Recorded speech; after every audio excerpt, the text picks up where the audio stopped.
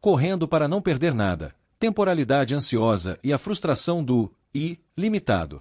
Resumo. Este artigo analisa alguns fenômenos que fazem parte dos processos de digitalização da vida e são sintomáticos de mudanças nos modos de vivenciar a temporalidade. Entre eles, o hábito de maratonar produtos audiovisuais em plataformas de streaming, o uso de programas que permitem acelerar o consumo de vídeos e áudios, e a oferta de conteúdos desacelerados para recalibrar o bem-estar de forma eficaz e produtiva.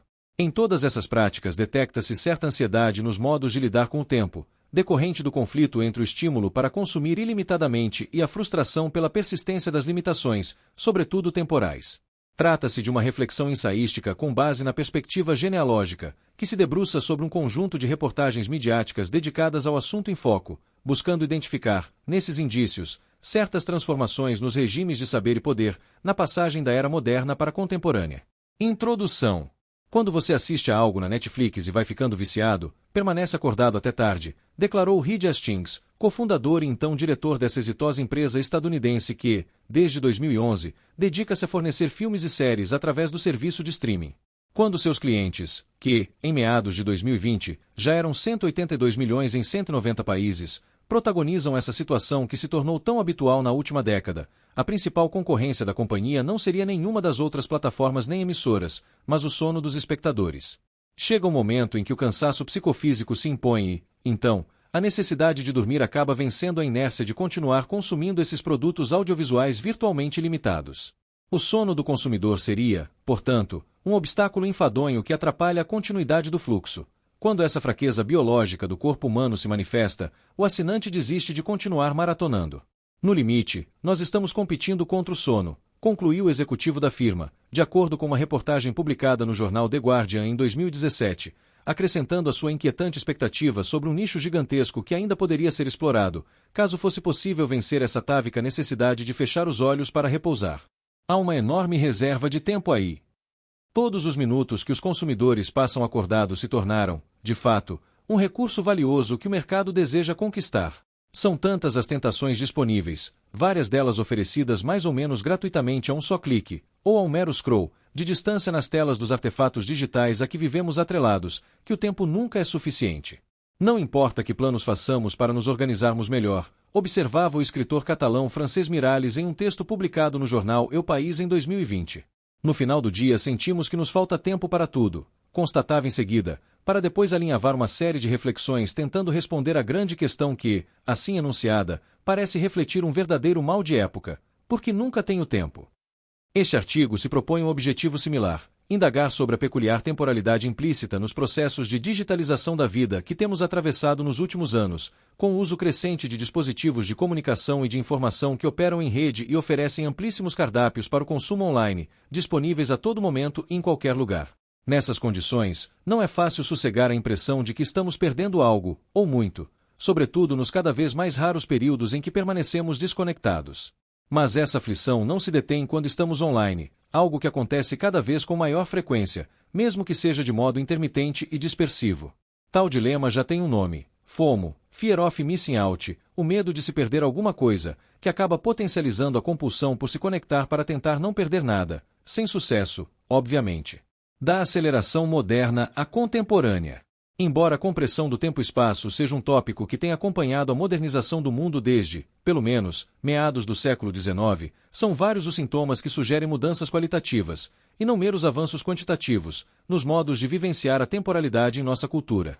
Parece óbvio o vínculo dessa problemática com algo ocorrido nas últimas décadas. A nossa compatibilização com os aparelhos móveis e sempre conectados às redes informáticas, que desconhecem, ou desafiam, todo limite espacial e temporal. Há, porém, outros fatores em jogo que convém examinar. As tecnologias estão inseridas em um regime histórico que as produz e dissemina, mas também as excede, no qual convergem aspectos econômicos, políticos, sociais, culturais e morais. De acordo com a visão genealógica das formações socio-históricas, trata-se de regimes de poder e saber, cuja dinâmica é possível cartografar e contrastar com aqueles vigentes em outras épocas. Levando em consideração esse panorama e recorrendo a essa perspectiva teórico-metodológica, exploraremos alguns dos novos hábitos que sugerem alterações nas formas de vivenciar a temporalidade. Entre eles, destacamos o costume de maratonar produtos audiovisuais em plataformas de streaming, o uso de programas que permitem acelerar vídeos e áudios, e a oferta de conteúdos desacelerados conhecidos como slow content, que prometem reestabelecer o bem-estar e a capacidade produtiva. Esses fenômenos serão analisados através de um conjunto de reportagens midiáticas que os noticiam, todas bastante recentes, configurando não apenas um campo de captação de sintomas como também um vetor para o seu assentamento. Com sua própria eficácia pedagógica, a mídia contribui tanto para nomear e dar sentido às novidades, como para convertê-las em verdades socialmente compartilhadas. Em todas as práticas aqui enfocadas, cada uma com suas peculiaridades, é possível detectar certa ansiedade nos modos de lidar com o tempo que seria própria da cultura contemporânea. Essa inquietação decorre de um conflito inédito entre o estímulo para consumir ilimitadamente seja lá o que for, por um lado, e a frustração que implica constatar a persistência de certas limitações que constantemente desmentem tal promessa. De acordo com a nossa hipótese, trata-se de um importante deslocamento com relação às vivências modernas, que salientavam a tensão provocada pela existência de limites impostos aos indivíduos em nome de entidades transcendentes como o bem comum, a civilização, as instituições ou a própria natureza, com os quais era necessário compactuar recorrendo à repressão, ao sacrifício ou à sublimação. No regime que vem se configurando nas últimas décadas, tendo-se flexibilizado a obediência tácita às normas e às hierarquias, bem como o respeito e o temor à autoridade internalizada no cerne da própria subjetividade, afloram frustrações inéditas. Essas não decorrem, nem exclusiva nem prioritariamente, da velha necessidade de se reprimir nem da insidiosa internalização da culpa.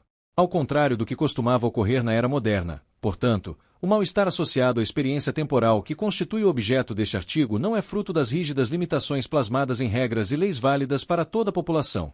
Estaríamos nos distanciando, assim, desse drama diagnosticado por autores fundamentais que germinaram naquele fértil terreno, desde Friedrich Nietzsche com sua Genealogia da Moral, 1887, até Sigmund Freud com o Mal-estar na Civilização, 1930.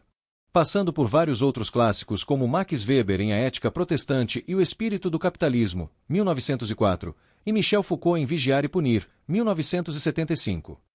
Embora boa parte dessa fina cartografia continue válida, em certa medida, hoje notamos que alguns aspectos desses mecanismos não funcionam como antes, mas têm se reconfigurado como fruto das transformações históricas decantadas nos últimos anos. Já na terceira década do século XXI, uma inesperada fonte de sofrimentos remete a algo que parece não só alheio, mas até oposto àquele patos opressivo que fustigou nossos antepassados imediatos, os protagonistas da febril e circunspecta era industrial.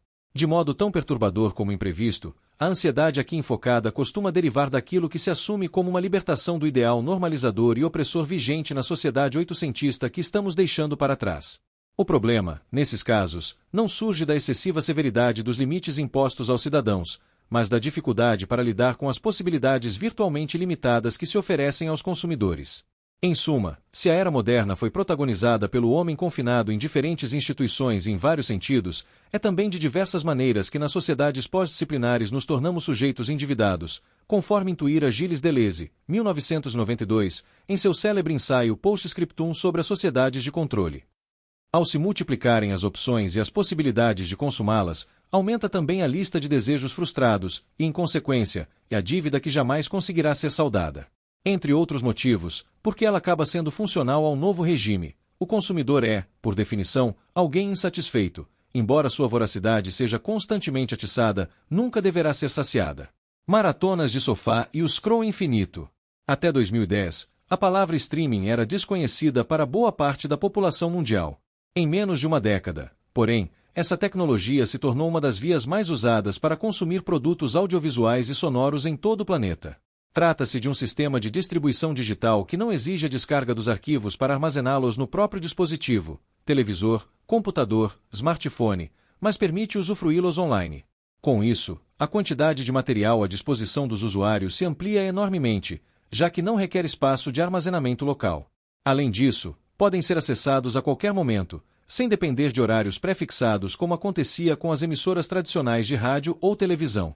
Começaram a proliferar, assim, na segunda década do século XXI, plataformas que oferecem produtos audiovisuais, como Netflix, Hulu, Amazon Prime, Disney+, Mubi, ou fornecem música e outros arquivos sonoros, como Spotify, Deezer, SoundCloud, Apple Music. Essas empresas têm em comum a oferta de um imenso catálogo sempre em crescimento a um custo relativamente baixo, por meio de uma taxa fixa que os assinantes pagam para dispor do serviço durante as 24 horas de todos os dias. A flexibilidade que se tem para escolher quando e ao que assistir é, de fato, um dos principais fatores que motivaram o estrondoso sucesso dessas iniciativas. Essa temporalidade 24/7 já era uma das características inerentes à internet, de um modo geral, pois ela funciona desse modo. Permite assistir a toda sorte de vídeos, ler jornais, jogar, interagir com outras pessoas e fazer compras em qualquer momento do dia ou da noite, sem diferenciar entre feriados e dias úteis, e onde quer que o usuário se encontre desde que tenha um dispositivo conectado à rede. Foi inaugurada, assim, a inscrição da vida humana na duração sem descanso, definida por um princípio de funcionamento contínuo, conforme aponta Jonathan Crary em seu livro intitulado, precisamente, 24/7, Capitalismo Tardio e os Fins do Sono. É um tempo que não passa mais, para além das horas do relógio, complementa o autor, aludindo à instauração de uma temporalidade diferenciada daquela que costumava cronometrar as rotinas industriais. Essa experiência temporal ininterrupta vem sendo propiciada pela crescente conexão às redes digitais, que conseguem evadir os limites espaço-temporais simbolizados pelas paredes modernas. As instituições que organizaram a vida dos cidadãos nas sociedades disciplinares, conforme analisou Michel Foucault, eram minuciosamente pautadas pelas horas do relógio e pelos dias do calendário. Essa estrita dinâmica não concernia apenas as instituições de confinamento como a escola, o hospital, a fábrica e a prisão, com seus usos regulados do tempo e do espaço, mas envolvia também os modos de funcionamento das mídias analógicas, que tiveram seu auge nos séculos XIX e XX, do livro e do jornal impresso, até o cinema, o rádio e a televisão. Essa rigidez do arsenal moderno contrasta com a fluidez dos modos contemporâneos de vivenciar e gerir o tempo. Ao se digitalizarem, todos esses meios passaram a operar de acordo com a nova lógica. Nas telas conectadas em rede, livros e jornais não têm mais páginas de papel para virar nem capas para abrir ou fechar. Em vez disso, é mediante um scroll infinito que passamos os olhos de uma notícia para outra, de um assunto para outro.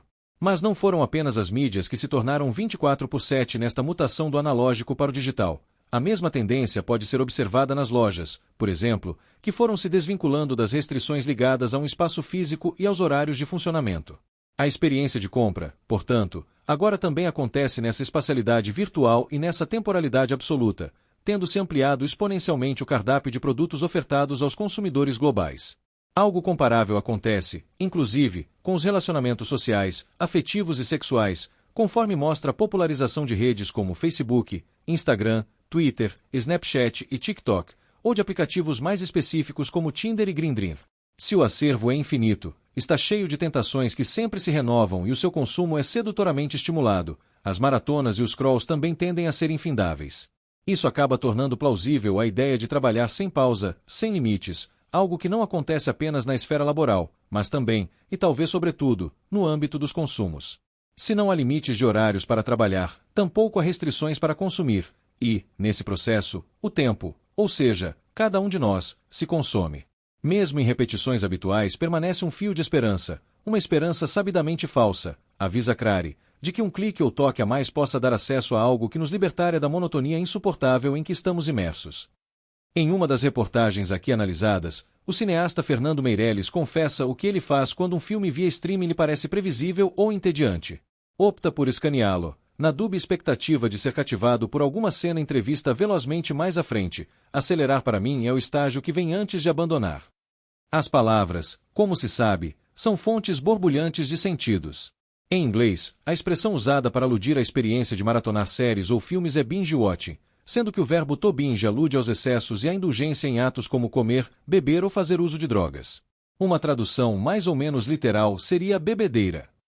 Por isso, também se fala de binge regret, aludindo a uma sorte de arrependimento ou ressaca após ter passado tempo demais consumindo séries, filmes, games ou qualquer outro produto oferecido no hipnotizante streaming sem fim.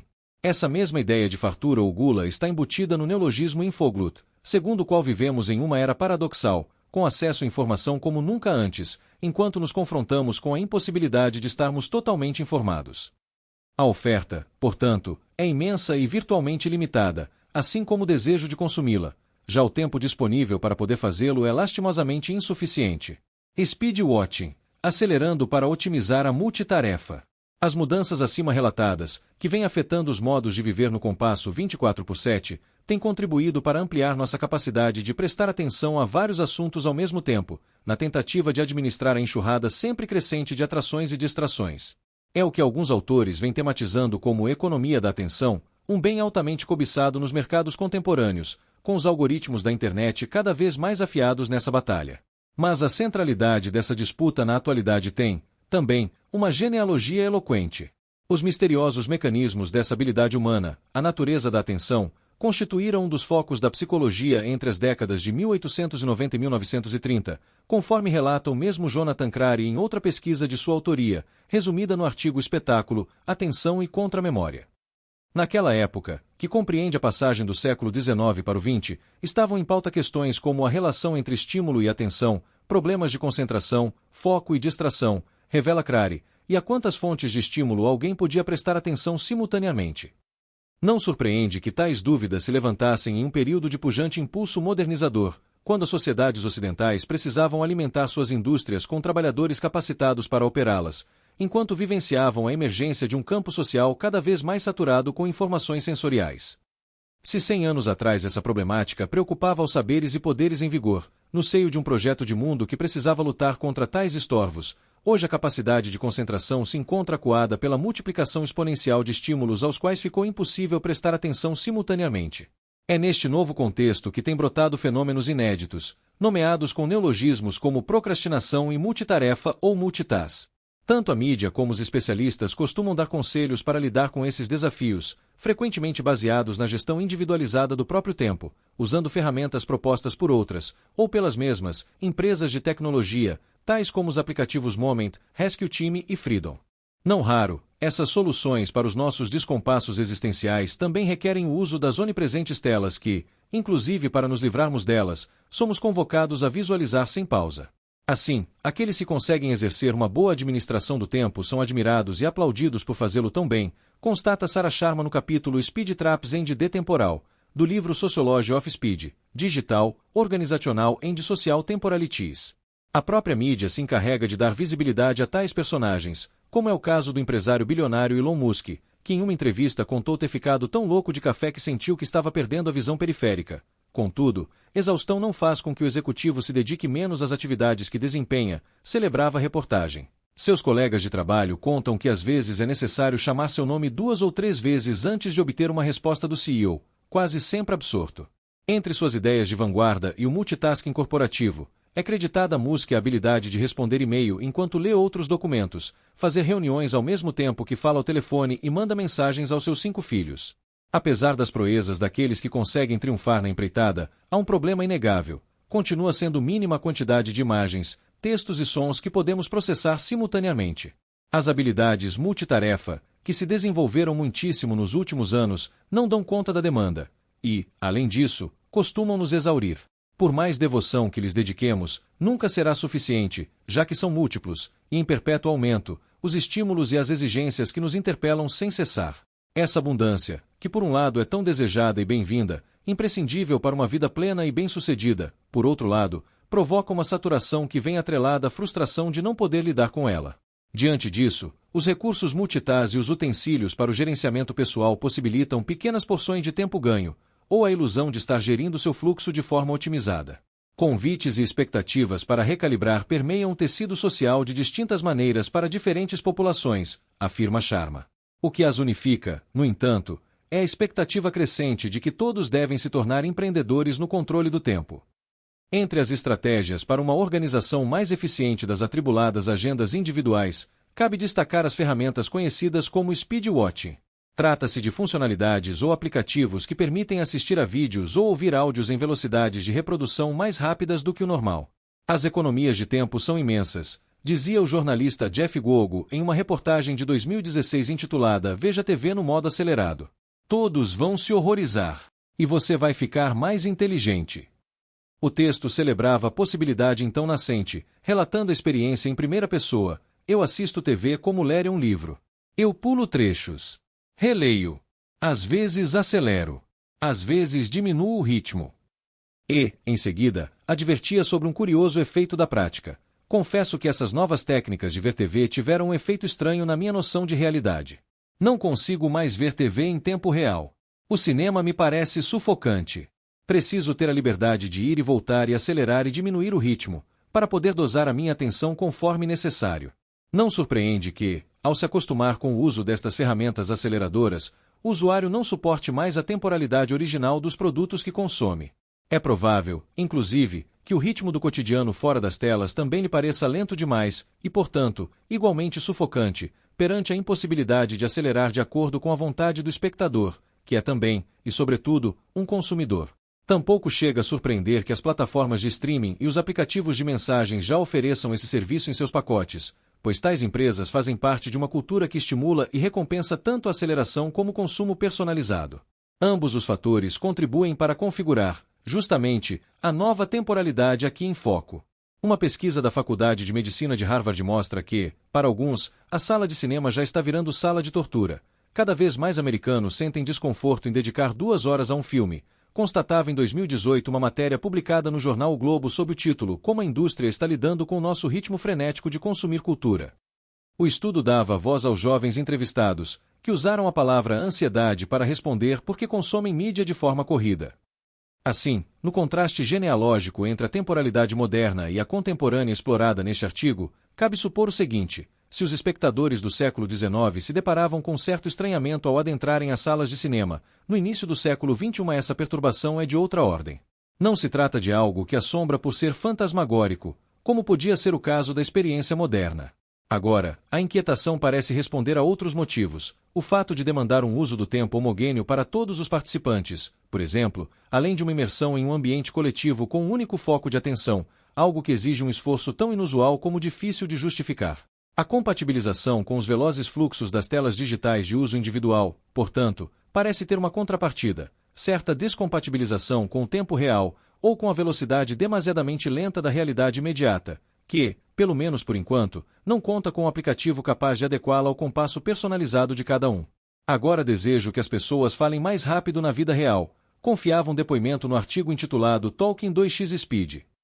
Aumentar a velocidade de um vídeo parece poder afastar o tédio e ajudar as pessoas a manter o interesse, reforçava outra das reportagens antes citadas. Com o ritmo mais lento, minha atenção acabava falhando, e eu me concentrava demais nos detalhes.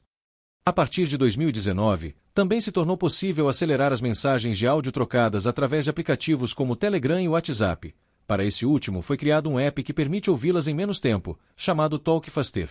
Em todos os casos, trata-se de um serviço adicional oferecido pelas empresas a seus usuários para que eles possam ganhar alguns segundos a mais, que poderão ser dedicados a outros consumos, muitas vezes usando até o mesmo dispositivo digital. Em uma cultura em que a rapidez se tornou sinônimo de eficiência e sucesso, os poderosos são rápidos, os que não têm poder são lentos. Assim, parece ter ficado obsoleto o velho lema que ditava: a pressa é inimiga da perfeição. Contra as antigas recomendações de pausar para refletir, premiam-se atitudes e respostas cada vez mais velozes, inclusive automatizadas. Estamos todos pagando um preço altíssimo por essa mudança brusca e ainda subdimensionada que encolheu ou mesmo eliminou o tempo dedicado à ponderação antes da ação ou reação, constatava a jornalista Eliane Brum em um artigo publicado em 2020 no El País. Não se trata apenas de velocidade ou de aceleração, mas de uma incitação à rapidez e ao imediatismo de conexões e desconexões, produzindo-se um esquecimento adequado à descartabilidade, advertia Maria Cristina Franco Ferraz em um ensaio de 2015 dedicado a pensar essas questões à luz do conceito de duração, formulado pelo filósofo Henry Bergson em seu livro Matéria e Memória, de 1896. Essa obsolescência programada de todos os consumos acaba gerando não apenas a mencionada ansiedade, mas também um mal-estar ligado ao excesso de fluidez e à falta de coesão no processamento das vivências que se superpõem e embaralham. De um descarte a outro, se esgarça a sensação de continuidade, corrobora ainda Franco Ferraz, corroendo-se a possibilidade do sentido e a sedimentação do vivido, sob o modo da experiência.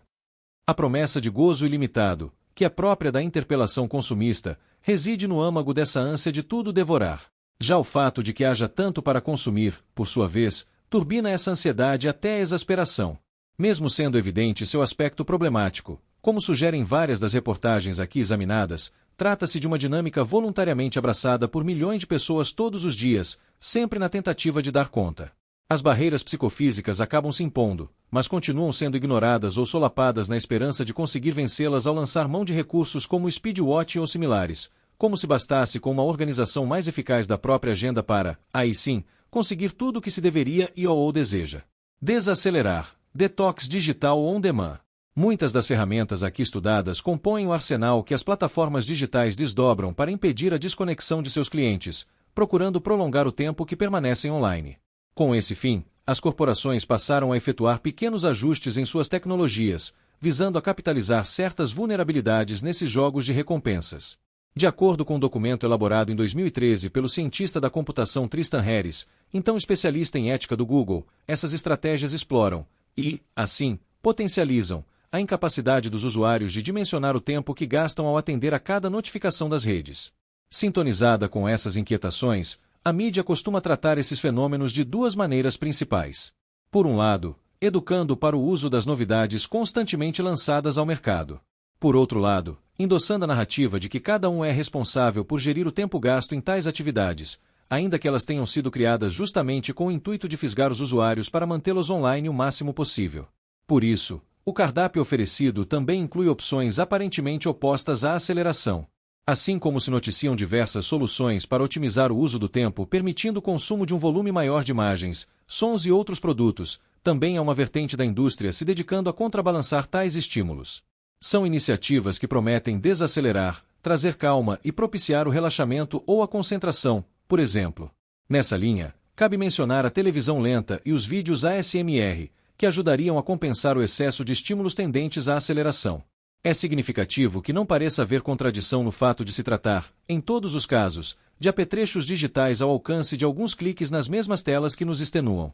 Em última instância, se ainda é inviável o sonho de prescindir do sono, há fortes investimentos na tentativa de intervir nos estados de prontidão e descanso, vendendo a proposta de ligar ou desligar o corpo conforme as preferências de cada um. Afinal, como afirma Crary, o tempo para descanso e a regeneração dos seres humanos é simplesmente caro demais para ser estruturalmente possível no capitalismo contemporâneo. Diante disso, a promessa paradoxal já disponível é descansar de consumir, consumindo. Porque o relaxamento ou a desaceleração também devem acontecer on demand, e seu objetivo consiste em reestabelecer o bem-estar de forma eficaz, para que assim seja possível retomar as atividades produtivas e consumistas em plena forma. Indo além da mera desaceleração temporária, a noção de JOMO, Joy of Missing Out, se refere a uma reivindicação do prazer de estar offline, enfatizando o alívio que implica se afastar do engajamento na veloz dinâmica das redes. Essa sorte de alegria da desconexão se propõe como uma alternância entre períodos de acesso contínuo e outros consagrados ao detox digital. Esses também seriam sempre escolhidos livremente e autogeridos, como mais uma opção oferecida aos consumidores contemporâneos. Esse gerenciamento pode, e sugere-se que deveria, ser assistido pelas telas digitais. Muitos aplicativos oferecem a possibilidade de saber por quanto tempo se esteve conectado e fazendo o que, por exemplo. Então, caberia a cada indivíduo o papel de enfrentar os eventuais excessos a que acaba se submetendo usando ferramentas criadas justamente para isso. Assim, ao contrário do relaxamento que tais dispositivos sugerem, de acordo com Sharma, eles promovem uma fixação cultural mais profunda na administração do tempo, deixando a pessoa em um estado de constante insatisfação marginal. De novo, portanto, constatam-se os conflitos inerentes à extenuante temporalidade contemporânea, em cujo cerne se debatem a ansiedade ligada à promessa do consumo ilimitado, por um lado, e a frustração diante da constatação dos próprios limites, por outro lado. Como resultado dessa equação, em vez de conquistar a tão buscada autonomia do empreendedor neoliberal, sempre se está aquém das exigências de autoadministração contínua. Considerações finais. Diante da afobação que estas novas vivências temporais suscitam, não surpreende que proliferem certas táticas de proteção, como silenciar as notificações dos aparelhos ou estabelecer pautas pessoais para diminuir seu uso. Mas não é fácil abandonar o estado de alerta e prontidão para embarcar em outras temporalidades que, com frequência, são desejadas. Mesmo sendo tão atraente, a vida digitalizada se tornou extenuante e, em vários sentidos, converteu-se em um problema bastante sintomático do nosso presente. De fato, o acervo virtualmente infinito de informações acessíveis em todo momento e qualquer lugar, que desaparece ou se renova sem cessar, é um poderoso emblema da nossa época. Tanto de suas glórias e conquistas como de suas misérias e impotências. Com tanto estímulo e tamanha abertura existencial, é inevitável suspeitar que sempre haverá algo mais interessante ou divertido, mais útil, prazeroso ou imprescindível para ver, ler, fazer, comentar, compartilhar, etc. Mas jamais conseguiremos consumir isso tudo. A frustração, portanto, está garantida, bem como a ansiedade, o cansaço e, inclusive, talvez paradoxalmente, o tédio. Mesmo que pareça um conflito causado pelas tecnologias digitais, um olhar mais atento desmentirá esse diagnóstico. Esses artefatos integram mudanças históricas significativas nos modos de viver, que foram se gestando ao longo de décadas e terminaram provocando, entre outras consequências, tanto a sua invenção como a sua exitosa adoção em escala global, e, junto com elas, a reconfiguração temporal aqui em foco. Estas tendências se acentuaram na segunda década do século XXI, com a popularização das redes sociais, do acesso móvel à internet e do streaming. Então se delineou este novo problema: a crescente incapacidade para lidarmos com essa falta de limites que caracteriza tanto a vida online como nosso papel de consumidores vorazes e full time. Você pode, diz a onipresente publicidade, um lema que sintoniza com o eufórico eu quero, e o consequente eu mereço, em contraposição ao severo você deve que rubricou os cidadãos dos séculos XIX e XX.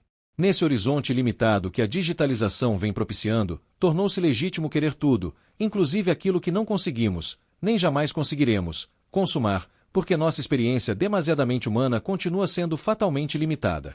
Ainda assim, sofre-se ao assumir que deveríamos tudo poder, em vez de padecer limites rígidos como os que costumavam impor, de maneira consensual, tanto a lei como a moral da civilização oitocentista.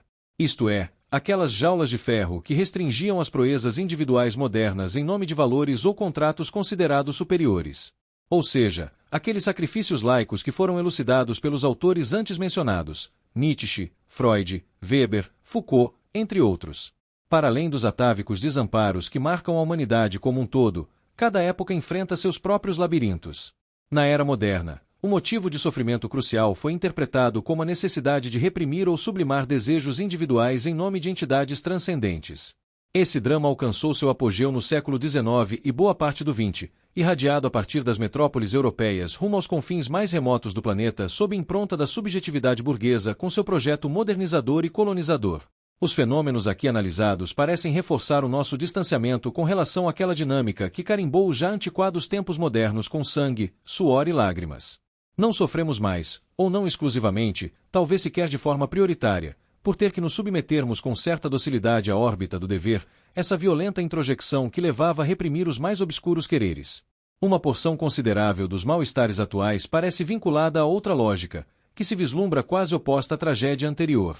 Trata-se da problemática sondada neste artigo, a dificuldade que implica o autocontrole em uma cultura que incita ao consumo ilimitado baseado na livre escolha individual, enquanto carece de ferramentas para conviver com o fracasso e com as restrições, inclusive as temporais.